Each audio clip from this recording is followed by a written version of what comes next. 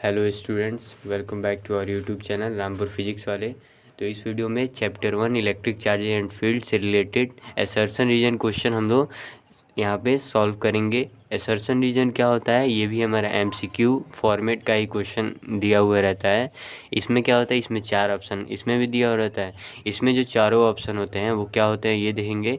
तो असर्शन और reason 2 statement होता है और उन्हीं 2 स्टेटमेंट को हमें चेक करना है कि क्या वो ट्रू है, फॉल्स हैं या फिर करेक्ट एक्सप्लेनेशन है कि नहीं। तो जैसे पहले ऑप्शन में आप लोग देखिए कि पहले ऑप्शन में क्या होता है, if both assertion and reason are correct, मतलब दोनों स्टेटमेंट दिया हुआ है, असर्शन और रीजन दोनों करेक्ट होना चाहिए।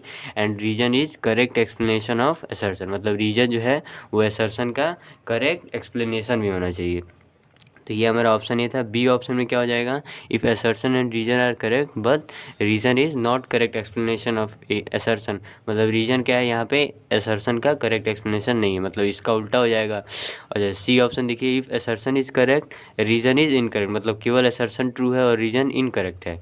और option D, if assertion is incorrect, मतलब ये असर्शन स्टेटमेंट जो दिया होगा वो इनकरेक्ट और रीजन इज़ करेक्ट। तो ये हमारे चारों जो है वो हमारे ऑप्शन होंगे। क्वेश्चन पढ़ेंगे हम लोग, जो कॉन्सेप्ट पढ़ा हुआ है हमने चैप्टर से वही सारे कॉन्सेप्ट को यहाँ पे अप्लाई करके असर्शन रीजन के क्वेश्चन को हमें सॉल्व करना रहता है। तो स्टार्ट करते हैं वीडियो आज का हमारा बिना किसी देरी के।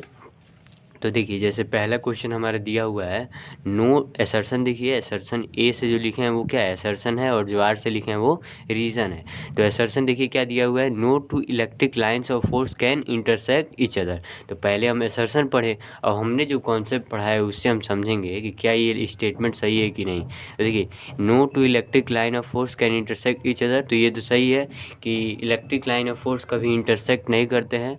तो ये हमारे असर्शन यहाँ पे क्या, असर्शन हमारे यहाँ पे पहले क्वेश्चन में असर्शन तो ट्रू हो गया। अब रीजन पढ़ेंगे, reason tangent at 80 point any point of electric line of force give the direction of electric field.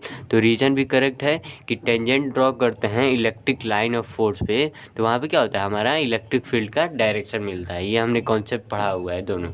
तो असर्शन भी ट्रू है, रीजन भी करेक्ट है। अब हम ये समझेंगे कि रीजन मतलब जो दिया हुआ है क्या वो करेक्ट एक्सप्लेनेशन है कि नहीं। तो रीजन में जैसे दिया हुआ है कि टेंजेंट अगर हम लोग जैसे मान लीजिए इलेक्ट्रिक लाइन ऑफ फोर्स है, तो टेंजेंट मान लीजिए अगर हम लोग ड्रॉ कर रहे हैं तो टेंजेंट क्या हो रहा है, इलेक्ट्रिक फील्ड का डायरेक्शन दिया हुआ है, ये रीजन है हमारा।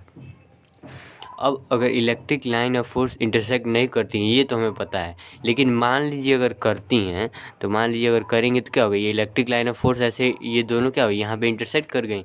तो अगर इस पॉइंट पे अगर हम लोग अगर टेंजेंट ड्रॉ करें तो ये हमारा इलेक्ट्रिक फील्ड का डायरेक्शन ऐसे हो जाएगा उस डायरेक्शन में। तो हम देख रहे हैं कि इलेक्ट्रिक फील्ड लाइंस भी जो है वो इंटरसेक्ट कर रही हैं एक दूसरे से, मतलब एक पॉइंट पे इलेक्ट्रिक फील्ड का डायरेक्शन अलग अलग है। तो ये क्या है, ये रॉन्ग है, मतलब ये जो एक्सप्लेनेशन दिया है वो तो सही है, क्योंकि टेंजेंट ड्रॉ करते हैं हम लोग इलेक्ट्रिक फील्ड वहाँ से डायरेक्शन मिलता है।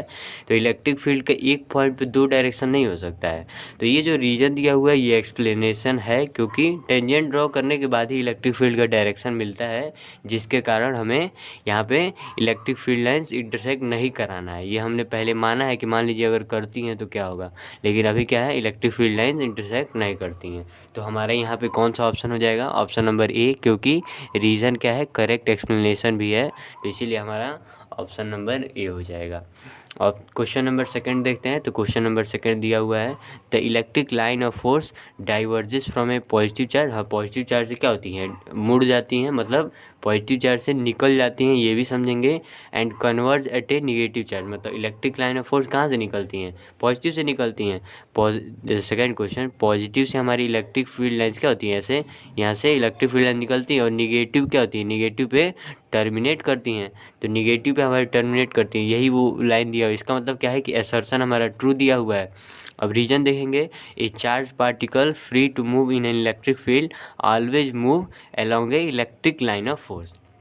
ठीक है। इलेक्ट्रिक लाइन ऑफ फोर्स तो दिया हुआ है। इलेक्ट्रिक, इसका कहने का मतलब मान लीजिए अगर हमारा इलेक्ट्रिक फील्ड दिया हुआ है, यूनिफॉर्म ही मान लेते हैं, इलेक्ट्रिक फील्ड दिया हुआ है लाइन, अगर कोई चार्ज पार्टिकल रख रहे हैं, मान लीजिए पॉजिटिव चार्ज रखते हैं, तो हमने बताया हुआ है कि पॉजिटिव चार्ज का डायरेक्शन जिधर होगा वही इलेक्ट्रिक फील्ड का डायरेक्शन होगा।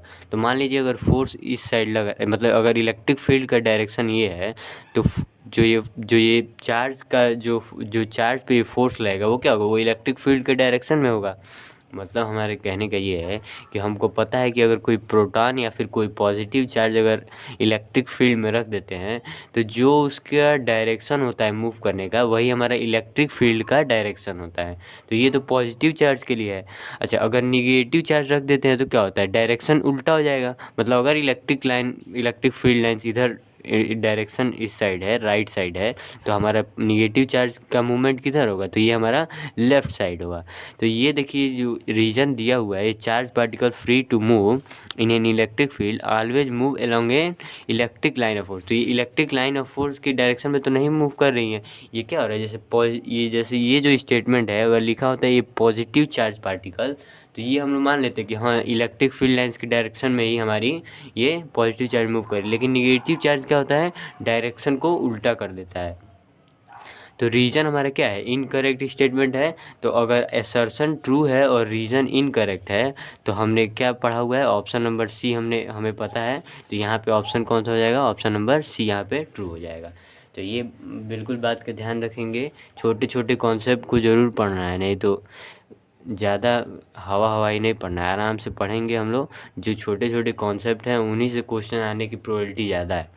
क्वेश्चन नंबर 3 देखते हैं। A point charge is lying at the centre of cube of each side. मतलब एक पॉइंट चार्ज है, सेंटर पे रखा हुआ है। थर्ड क्वेश्चन हम लोग देखते हैं, मतलब सेंटर ऑफ क्यूब पे अगर रखा हुआ है, मान लीजिए ये हमारा क्यूब है,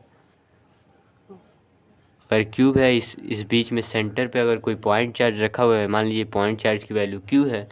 द इलेक्ट्रिक फ्लक्स इमिनेटिंग का मतलब क्या है, emerging from each side of the cube is 1/6 of total flux. तो ये तो हमने वीडियो में पढ़ा हुआ है, वन शॉट वाले वीडियो में, कि अगर सेंटर पे कोई चार्ज रखा हुआ है तो किसी एक सरफेस से हमारा जो नेट इलेक्ट्रिक फ्लक्स जो निकलता है फाई ई, उसको क्या लिखते हैं, Q/6 एप्सिलॉन नॉट। तो यहाँ पे जो ये Q/एप्सिलॉन नॉट है वो क्या है, हमारा नेट इलेक्ट्रिक फ्लक्स होता है।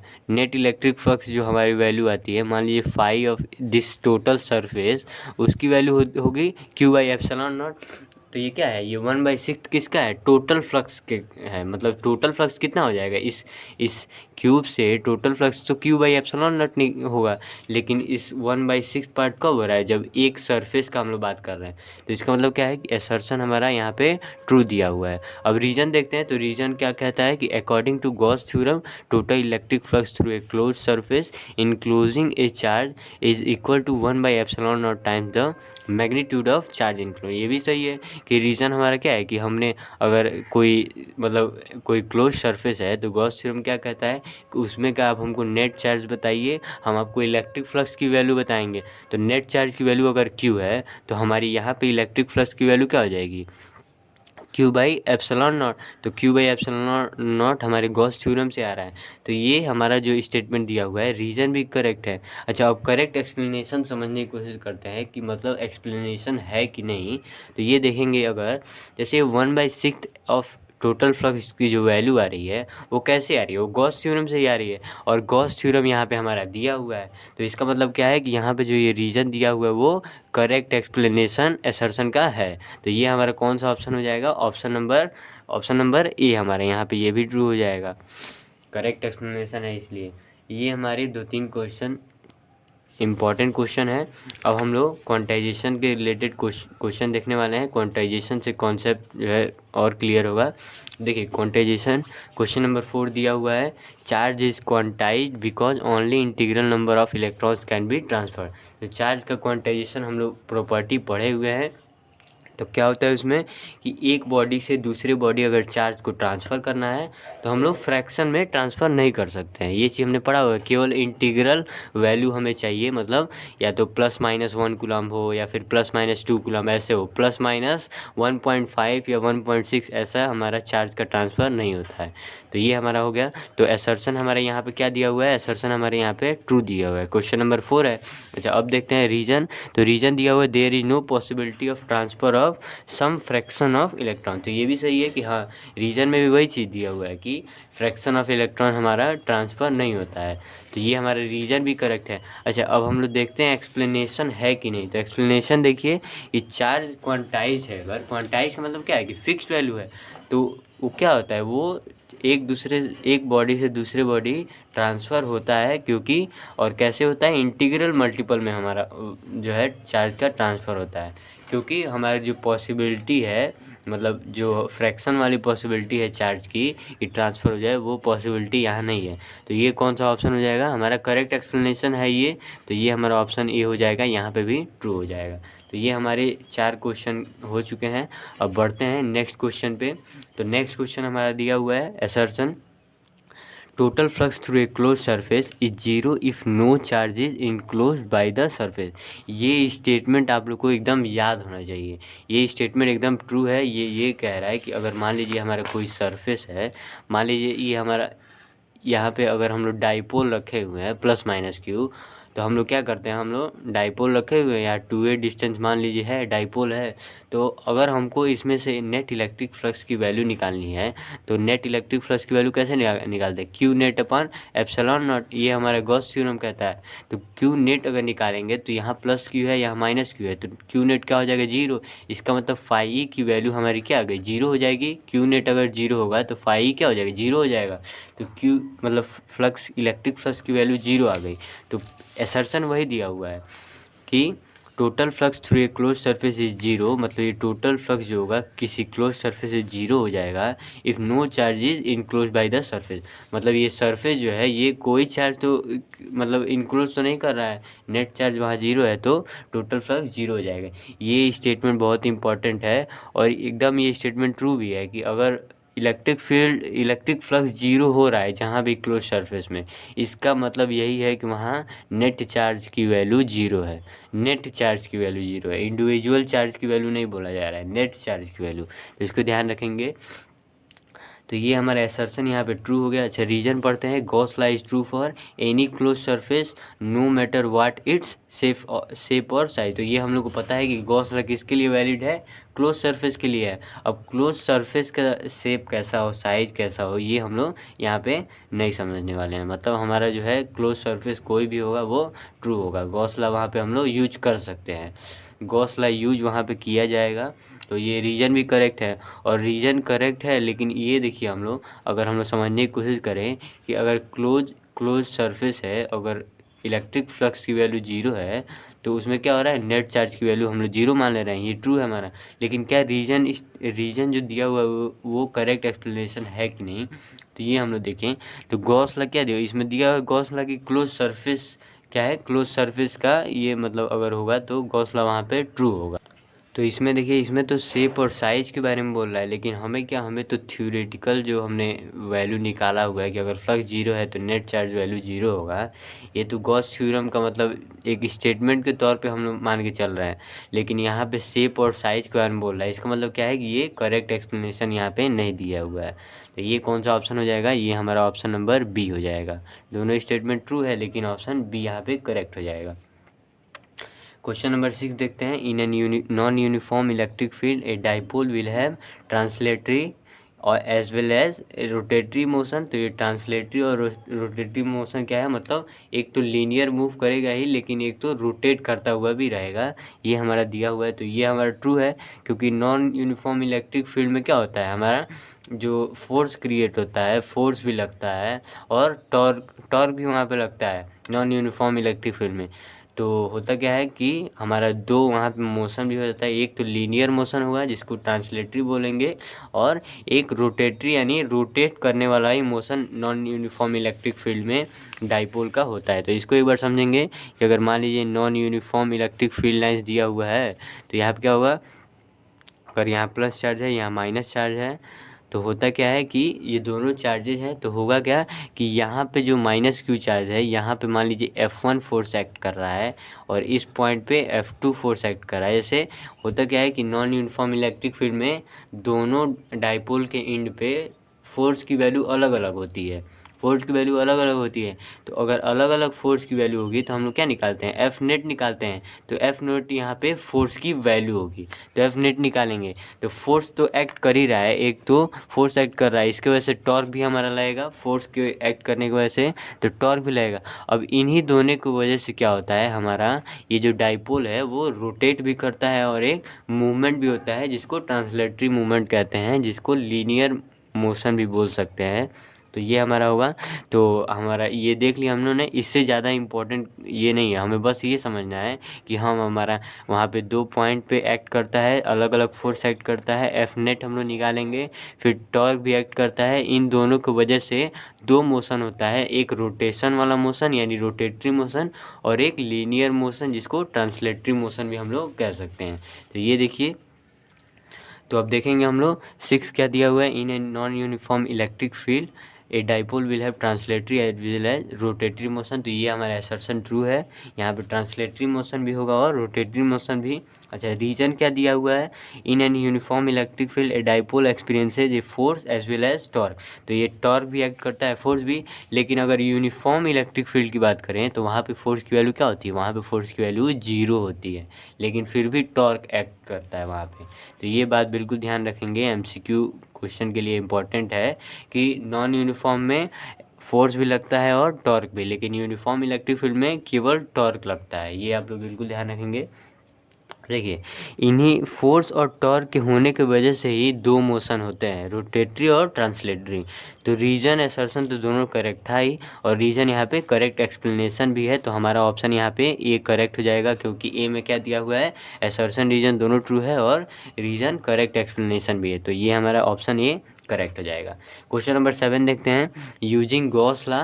यहाँ पे देखिए question number 7, using Gauss law it is possible to find the electric field at any point. तो ये करेक्ट है कि अगर मान लीजिए हमें गॉस लॉ का यूज करना है, मान लीजिए अगर गॉस लॉ को हम लोग यूज करते हैं, जैसे क्वेश्चन नंबर 7, जैसे मान लीजिए यहाँ पॉइंट है, यहाँ पे कोई चार्ज रखा हुआ है, तो गॉस लॉ का यूज हम लोग क्या करेंगे, यहाँ पे हम लोग एक हम लोग क्या करेंगे, यहाँ पे एक गॉसियन सरफेस क्रिएट कर लेंगे, यहाँ पे अपने अपने मन से बना लेंगे। और यहाँ पे इलेक्ट्रिक फील्ड की वैल्यू कैसे निकाल सकते हैं, यहाँ पे अगर मान लीजिए ये डिस्टेंस आ रहा है, तो हम लोग को पता है गॉस लॉ का यूज करके कि E.ds तो होता ही है और हमारा Q net upon epsilon not भी होता है। तो यहाँ से हम लोग अगर इन दोनों को मैच करें, जैसे ये ds अगर इस सरफेस का एरिया दिया हुआ है, जैसे इस सरफेस का एरिया 4πr² कर लें, जैसे ये जो स्फीयर दिया हुआ इसका एरिया 4πr², और ये Q नेट क्या है, Q है एप्सिलॉन नॉट। तो इलेक्ट्रिक फील्ड की वैल्यू हमें क्या हो रही है, यहाँ पे 4πr² एप्सिलॉन नॉट तो मिल ही जा रही है, यानी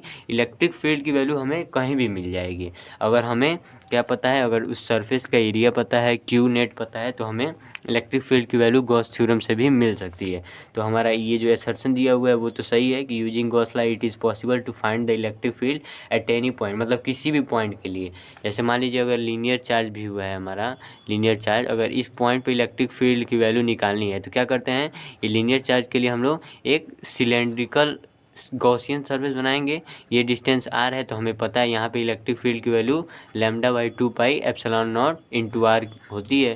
तो ये हम लोगों को पता है कि हम लोग कहीं भी इलेक्ट्रिक फील्ड की वैल्यू कैलकुलेट कर सकते हैं यूजिंग गॉस थ्योरम। तो यहाँ भी गॉस थ्योरम का यूज होता है इलेक्ट्रिक फील्ड की वैल्यू कैलकुलेट करने के लिए।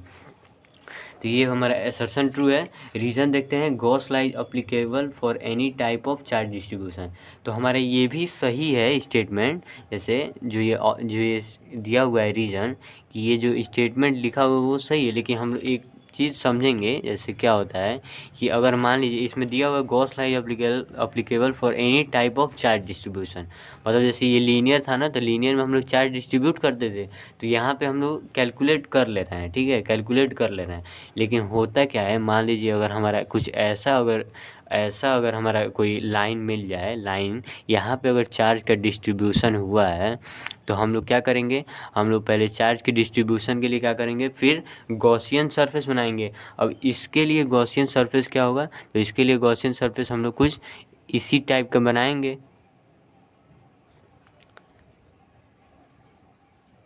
ये हमारा गॉसियन सरफेस हो जाएगा इसी टाइप का। ये गॉसियन सरफेस हो गया, ये जो बना हुआ है ये क्या है, गॉसियन सरफेस हो जाएगा।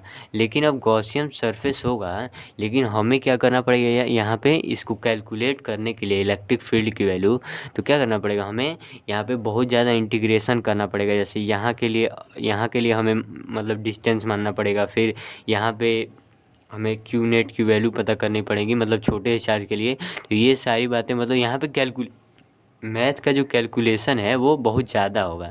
इसीलिए हम लोग गॉस लॉ को क्या मानते हैं, गॉस लॉ को वो थोड़ा सा यूजफुल लॉ नहीं है। यूजफुल लॉ मतलब अगर ऐसे सिंपल के लिए तो वो मतलब प्रूफ दिए हुए हैं कि ऐसे इलेक्ट्रिक फील्ड की वैल्यू कैलकुलेट कर सकते हैं।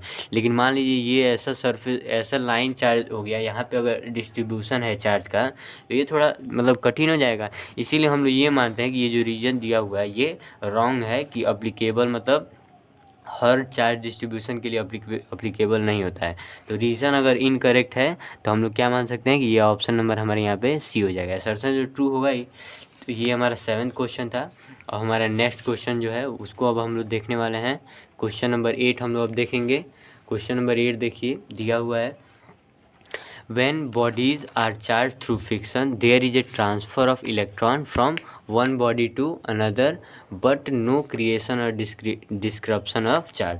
तो ये तो सही दिया हुआ है स्टेटमेंट हमारा, कि जब बॉडी फ्रिक्शन के कारण चार्ज होती है, रब करने के कारण अगर जब बॉडी चार्ज होती है तो क्या होता है वहाँ पे इलेक्ट्रिक चार्जेस का ट्रांसफ़र होता है एक बॉडी से दूसरे बॉडी, यही स्टेटमेंट दिया हुआ है। और चार्जेस ट्रांसफ़र होते हैं, डिस्ट्रॉय और क्रिएट तो नहीं किया जा सकते। ये हम लोगों ने कंजर्वेशन ऑफ इलेक्ट्रिक चार्जेस से उसकी प्रॉपर्टी को पढ़ा हुआ है, तो ये आप लोग को ध्यान होगा ही। अब देखिए, अब ये जो जैसे एसर्शन तो दिया हुआ है, तो एसर्शन तो हमारा ट्रू हो गया, एसर्शन ट्रू हो गया। लेकिन रीजन देखिए, रीजन दिया हुआ है this follows from conservation of electric charges, तो रीजन भी हमारा सही दिया हुआ है, रीजन में भी ये हमारा सही है। लेकिन क्या करेक्ट एक्सप्लेनेशन है, तो ये करेक्ट एक्सप्लेनेशन है, क्योंकि इलेक्ट्रिक चार्जेस की प्रॉपर्टी है कि वो कंजर्वेशन लॉ को फॉलो करते हैं, जिसके कारण क्या होगा वहाँ पे चार्ज को क्रिएट नहीं कर सकते हैं और ना ही डिस्ट्रॉय कर सकते हैं। तो 8वां का भी ऑप्शन नंबर क्या हो जाएगा, 8वां का ऑप्शन नंबर ए यहाँ पे हमारा ट्रू हो जाएगा। तो ये हमारे 8 क्वेश्चन थे, बहुत ही इंपॉर्टेंट क्वेश्चन हमारे हैं ये। क्वेश्चन नंबर 9 अब देखते हैं हम लोग। क्वेश्चन नंबर 9 दिया हुआ है, Coulomb force and gravitational force follow the same inverse square law. ये तो सही है कि हम लोग को पता है कूलॉम लॉ की वैल्यू मतलब फोर्स की वैल्यू क्या होगी। अगर ये FC लिखते हैं कूलॉम फोर्स की, क्या हो जाता है KQ1 Q2 बाई R का स्क्वायर। और अगर ग्रेविटेशनल फोर्स की वैल्यू अगर लिखते हैं तो क्या होता है GM1 into M2 by R square. ये हम लोगों ने ग्रेविटेशन चैप्टर क्लास 11th में पढ़ा है कि नहीं पढ़ा है, ये भी ध्यान होगा। तो देखिए, तो यहाँ पे क्या हो रहा है कि ये जो दोनों फोर्सेस हैं, ग्रेविटेशन फोर्स और कूलॉम फोर्स जो हैं, ये क्या हो रहा है, ये इनवर्स स्क्वायर लॉ को फॉलो कर रहा है। इनवर्स स्क्वायर लॉ का मतलब क्या हो, ये जो फोर्स की वैल्यू यहाँ पे हो रही है, ये रेडियस यानी डिस्टेंस, दो बॉडी के बीच का डिस्टेंस के इनवर्सली स्क्वायर के प्रोपोर्शनल है। तो ये वही दिया हुआ है कि Coulomb force and gravitational force follow the same inverse square law. तो दोनों तो ट्रू है, तो असर्शन यहाँ पे हमारा क्या हो गया, असर्शन यहाँ पे ट्रू हो गया। अच्छा, अब दिया हुआ है both laws are same in all aspect, मतलब अब देखना है नेचर प्रॉपर्टी यही सब देखना है। तो हम लोग को ये चीज़ें बिल्कुल पता होनी चाहिए, हम लोगों ने पढ़ा भी होगा। अगर ग्रेविटेशन चैप्टर हम लोग अगर क्लास 11th हम लोग पढ़ के आए हुए हैं तो हमें पता हो कि जो ग्रेविटेशन फोर्स होता है वो केवल एट्रैक्टिव नेचर का होता है, एट्रैक्टिव नेचर। लेकिन अगर कूलॉम फोर्स की बात करें, कूलॉम फोर्स की, तो क्या होता है ये एट्रैक्टिव भी होता है और रिपल्सिव भी होता है। एट्रैक्टिव एंड रिपल्सिव बोथ दोनों होता है। तो अब यहाँ पे दिया हुआ है both laws are same in all respect, तो सेम तो नहीं है, क्योंकि ग्रेविटेशन फोर्स क्या है, एक एट्रैक्टिव मतलब फोर्स है, मतलब अट्रैक्ट करेगा, दो बॉडी होगा अट्रैक्ट करेगा। लेकिन कूलॉम लॉ क्या है, कूलॉम फोर्स कि वो रिपेल भी करेगा और अट्रैक्ट भी करेगा। जैसे अट्रैक्ट किसको करेगा, जैसे पॉजिटिव निगेटिव अट्रैक्ट होते हैं एक दूसरे से, और अगर पॉजिटिव पॉजिटिव हो तो रिपेल होगा, या फिर निगेटिव निगेटिव हो तो रिपेल होगा। तो ये सारी बातें हैं। इसका मतलब क्या है कि रीजन हमारा जो दिया हुआ है वो इनकरेक्ट है, इसका मतलब ऑप्शन नंबर सी यहाँ पे भी हमारा करेक्ट हो जाएगा। तो ये 9 क्वेश्चन था, ऑप्शन नंबर सी। अब देखिए क्वेश्चन नंबर 10 दिया हुआ है, on distributing disturbing an electric dipole in stable equilibrium in an electric field, it returns back to its stable equilibrium orientation। इसको हम लोग अभी समझने की कोशिश करेंगे। जैसे क्वेश्चन नंबर 10 दिया हुआ है, अगर हमारा यूनिफॉर्म इलेक्ट्रिक फील्ड दिया हुआ है, मान लीजिए इलेक्ट्रिक फील्ड लाइन्स अगर यूनिफॉर्म दिया हुआ है हमारा, और अगर इसमें डाइपोल है, जैसे यहाँ पे प्लस चार्ज, यहाँ पे माइनस चार्ज, अगर ये दिया हुआ है मान लीजिए, तो होगा क्या कि हमारा अगर स्टेबल इक्विलिब्रियम में कब आता है, जब थीटा की वैल्यू हम लोग 0 मानते हैं। थीटा की वैल्यू 0 मानते हैं तो क्या होता है, स्टेबल इक्विलिब्रियम में आता है। तो होगा क्या, स्टेबल इक्विलिब्रियम में थीटा की वैल्यू अगर 0 है, तो 0 है तो क्या होगा, ये जो एंगल क्रिएट होगा डाइपोल और यूनिफॉर्म इलेक्ट्रिक फील्ड के बीच में, ये 0 डिग्री होगा। तो होता क्या है कि जो डाइपोल होता है ना, वो मतलब अपने स्टेबल पोजीशन से घूमेगा, मतलब घूमता है, लेकिन घूमने के कारण क्या होता है कि एक टॉर्क एक्ट होता है। टॉर्क वहाँ पे क्या करता है, उसको स्टेबल पोजीशन पे ही लाकर रख देता है फिर से। मतलब समझेंगे कि अगर हमारा ये यूनिफॉर्म इलेक्ट्रिक फील्ड लाइन्स है, ये अगर ये जो है हमारा पॉजिटिव चार्ज, ये निगेटिव चार्ज, और ये हमारा डाइपोल है, और इन दोनों के बीच का एंगल कितना है, यूनिफॉर्म इलेक्ट्रिक फील्ड, और नहीं ये तो 80, यहाँ माइनस चार्ज है और ये पॉजिटिव चार्ज है। सॉरी, थोड़ा सा चार्ज का जो है साइन भी देखना पड़ेगा। जैसे निगेटिव से पॉजिटिव चार्ज, यहाँ डाइपोल का डायरेक्शन, डाइपोल मोमेंट का डायरेक्शन होगा निगेटिव से पॉजिटिव चार्ज, तो डायरेक्शन किस साइड है, राइट साइड है, और यूनिफॉर्म इलेक्ट्रिक फील्ड का डायरेक्शन भी राइट साइड है, तो दोनों के बीच का एंगल क्या हो रहा है, 0। तो इस केस में क्या होता है, स्टेबल इक्विलिब्रियम का कंडीशन है ये। और अगर स्टेबल इक्विलिब्रियम का कंडीशन है, तो होता क्या है कि ये जो डाइपोल है वो स्टेबल नहीं रहना चाहता है, तो ये क्या करेगा, ये रोटेट करेगा तो टॉर्क जो यहाँ पे लगता है, वो टॉर्क क्या करता है, स्टेबल इक्विलिब्रियम में फिर से मतलब डाइपोल को लेते आता है। तो हो क्या रहा है कि टॉर्क एक्ट कर रहा है, जिसकी वजह से स्टेबल इक्विलिब्रियम का कंडीशन फिर से आ जा रहा है। तो समझेंगे एक बार, देखेंगे क्वेश्चन में। तो असर्शन क्या दिया हुआ है, on disturbing an electric dipole in stable equilibrium in an electric field, it returns back to its stable orientation. तो अपने पोजीशन पे आ तो जा रहा है, ये तो यही ना बताया जा रहा है कि ये स्टेबल इक्विलिब्रियम से तो हटेगा, लेकिन अपने इनिशियल स्टेबल पोजीशन पे ओरिएंटेशन या फिर स्टेबल इक्विलिब्रियम पे आ जा रहा है। लेकिन क्यों आ जा रहा है, तो एक restoring torque act on dipole on being disturb from its stable position. तो स्टेबल इक्विलिब्रियम से अगर टॉर्क को हम लोग हटाते हैं, तो वहाँ पे हमारे क्या लगता है, रिस्टोरिंग टॉर्क लगता है, जिसके कारण वो फिर से स्टेबल पोजीशन पे हमारा आ जाता है। तो ये हमारा दोनों स्टेटमेंट सही है और करेक्ट एक्सप्लेनेशन भी है, तो हमारे ये ऑप्शन ए करेक्ट हो जाएगा। तो ये हमारा 10 क्वेश्चन था। क्वेश्चन नंबर 11 बहुत ही इंपॉर्टेंट क्वेश्चन। तो देखिए दिया हुआ है, the property that the force with which two charges attract और repel each other are not affected by the presence of a third charge. ये तो करेक्ट एक्सप्लेनेशन है कि मतलब अगर दो चार्जेस दिए हुए हैं, तो पॉजिटिव चार्ज और निगेटिव चार्ज मतलब अगर दिया हुआ है, तो क्या होगा, उनके नेचर क्या होगा, उनके नेचर अट्रैक्टिव होगा। और अगर बीच में कहें या फिर कोई और थर्ड चार्ज मतलब लेते हैं, जैसे दिया गया है कि अगर हमारा, जैसे मान लीजिए कि टू चार्ज अट्रैक्ट और रिपेल आर नॉट, तो अगर दो चार्ज मान लीजिए पॉजिटिव और निगेटिव चार्ज दिया हुआ है, तो ये क्या होगा, ये अट्रैक्ट करेंगे दोनों का नेचर। लेकिन अगर कोई थर्ड चार्ज मान लीजिए यहाँ पे पॉजिटिव लेते आ रहे हैं, तो इससे इन दोनों की अट्रैक्शन प्रॉपर्टी पे तो कोई इफेक्ट नहीं पड़ने वाला है। अब ये कहिए कि ये पॉजिटिव चार्ज पॉजिटिव, मतलब ये दोनों एक दूसरे को फोर्स लाएंगे, रिपेल करेंगे, तो यहाँ पे रिपेल नेचर होगा, और ये दोनों क्या करेंगे, एक दूसरे को अट्रैक्ट करेंगे। तो ये बात है कि हाँ, ये दोनों का भी लगेगा अट्रैक्शन या फिर रिपल्सन, लेकिन इन दोनों का जो है वो नेचर ख़त्म नहीं होने वाला है कि पॉजिटिव और निगेटिव होगा तो रिपेल करने लगेंगे, ऐसा नेचर ख़त्म नहीं होगा। तो हमारा असर्शन जो दिया हुआ है वो ट्रू है। रीजन पढ़ते हैं, forces on any charge due to a number of other charges is the vector sum of all the forces on that charge due to other charge. ये हमारा सुपरपोजिशन प्रिंसिपल दिया हुआ है यहाँ पे। मल्टीपल चार्जेस का हम लोगों ने सुपरपोजिशन प्रिंसिपल पढ़ा हुआ है।